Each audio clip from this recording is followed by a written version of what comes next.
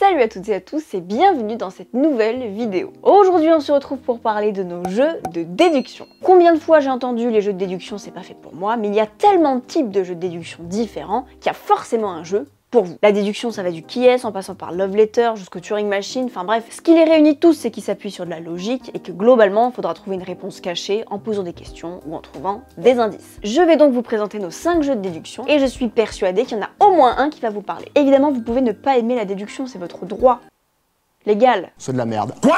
C'est plus pour celles et ceux qui ont des a priori et qui ont peur de se lancer dans un jeu de déduction en se disant que c'est trop dur pour eux. On commence avec Infiltraître. C'est un jeu de déduction coopératif dans une ambiance espionnage. Ça se joue de 2 à 5 joueurs, une partie dure environ 30 minutes et c'est pour les 10 ans et plus. Vous êtes des agents secrets et votre organisation a été infiltrée. Ouais, c'est la tuile. Le but du jeu, trouver l'identité de tous les traîtres et les éliminer. Je vous arrête tout de suite, ce n'est pas un jeu à rôle caché. Les traîtres, c'est les cartes, pas nous.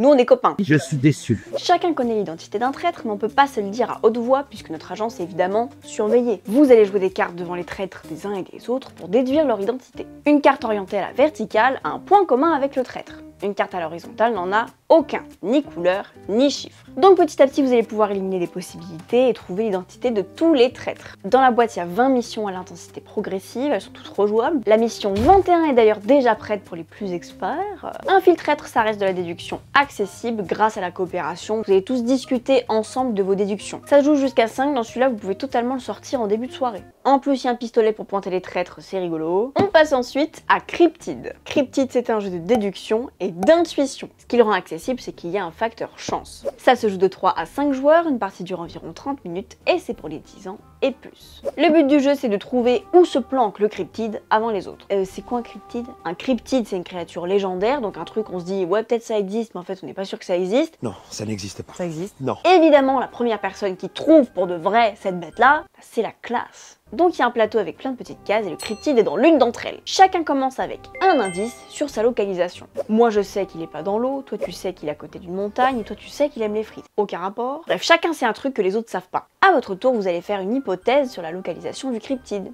Est-ce qu'il est là? Les autres vous répondent par non ou peut-être, en fonction de si ça correspond à leur indice. Si tu me pointes une case dans l'eau, bah je te dis non. Si tu me pointes une case dans la forêt, d'après mes infos, peut-être qu'il est là. À vous de croiser les informations pour capter les indices des autres et donc trouver le cryptide. Le truc magique dans Cryptid, c'est qu'à chaque fois, il n'y a vraiment qu'une seule bonne réponse. Je vous parlais de facteur chance tout à l'heure. Il est possible que si vous avez vraiment le cul bordé de nouilles, vous trouviez le cryptide sans faire exprès.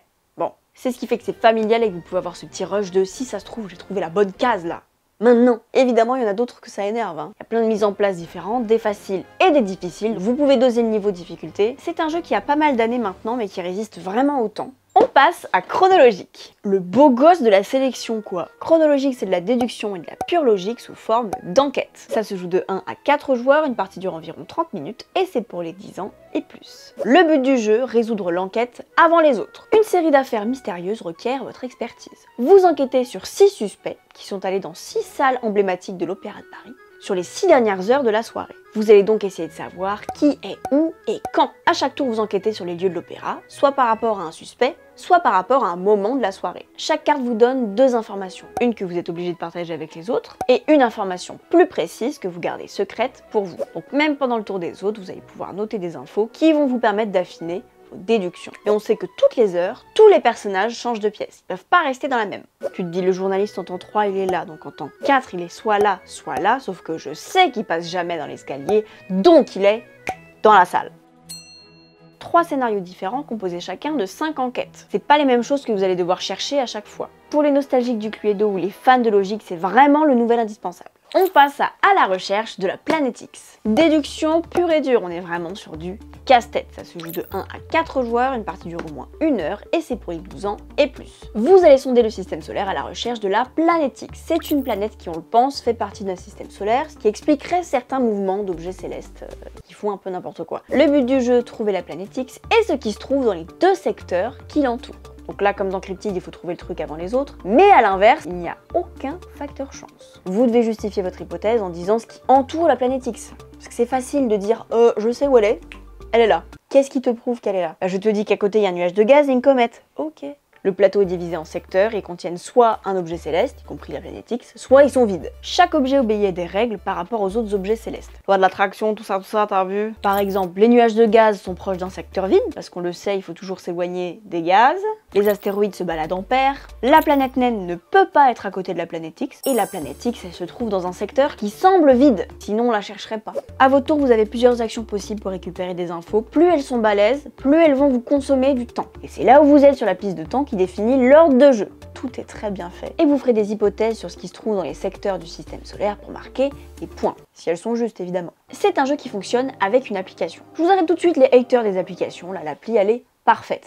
Okay. Elle permet de moduler le niveau de difficulté. Donc soit pour toi, pour y aller crescendo dans tes parties, soit au sein d'une même partie, pour avoir quelqu'un d'expert qui joue avec quelqu'un de totalement novice. Et en plus, il y a un mode solo si vous voulez vous entraîner.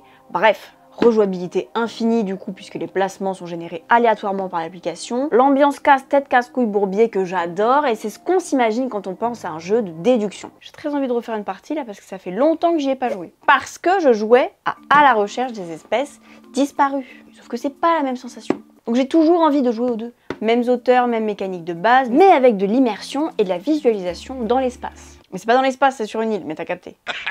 Le but du jeu, localiser l'espèce disparue et deux espèces qui sont autour d'elle. Tout pareil que Planète X, sauf que là les secteurs c'est pas juste un petit rond, c'est des zones sur une île. Donc une zone adjacente, il n'y en a pas que 2, il y en a 4.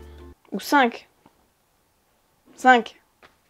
4. La localisation de chaque espèce dépend de leur environnement. Le serpent est tout seul, peut pas être à côté d'un couscous, les couscous ils sont par 3, les crapauds n'aiment pas leurs voisins et les loris se baladent en losange. À ça se rajoutent des types de terrains qui vont aussi influencer la localisation des espèces. Vous allez vous déplacer sur l'île pour récolter des informations. Même notion temporelle, une action très puissante vous fera avancer sur la piste de temps et c'est toujours le dernier qui joue. Sur la carte se trouvent des petits villages dans lesquels vous pourrez glaner des informations, mais aussi récolter des cartes bonus, soit des avantages de jeu, soit des combos de points en fin de partie. Chacun sa feuille de notes avec une orientation qui correspond à là où vous vous trouvez par rapport au plateau. Très cool aussi. 6 espèces disparues à chercher, elles n'ont pas les mêmes règles de localisation. Pareil, niveau de difficulté modulable avec plus ou moins d'indices de départ, même satisfaction que dans Planète X lorsqu'on fait des observations correctes, mais si vous aimez l'immersion, vous allez préférer celui-ci. Moi j'ai vraiment l'impression d'être dans la jungle, de chercher les petits audios. Je conseille une petite bande son, même pour Planète X en vrai je conseille de mettre une petite bande son, ça aide vraiment à la concentration. Mettez pas Hakuna Matata à fond, ça va pas fonctionner. Bref, tout ça pour vous dire que les jeux de déduction ça englobe plein de choses et ça correspond pas seulement à un type de jeu. Si vous cherchez un jeu léger, je vous conseille Infiltrator. Si vous cherchez un jeu pour la famille, je vous conseille Cryptid et Chronologique. Si vous aimez les casse-têtes et la déduction pure, foncez sur Planète X. Et si vous aimez les jeux de logique en général et que vous aimez vous plonger dans un univers, je vous conseille Chronologique et À la recherche des espèces disparues. Voilà, c'est tout pour cette vidéo. Tous les petits pitchs de ces jeux seront dans la description si vous voulez en savoir plus. Si vous voulez voir encore plus de vidéos sur les jeux de société, n'hésitez pas à vous abonner à la chaîne d'Ori Games. Ciao!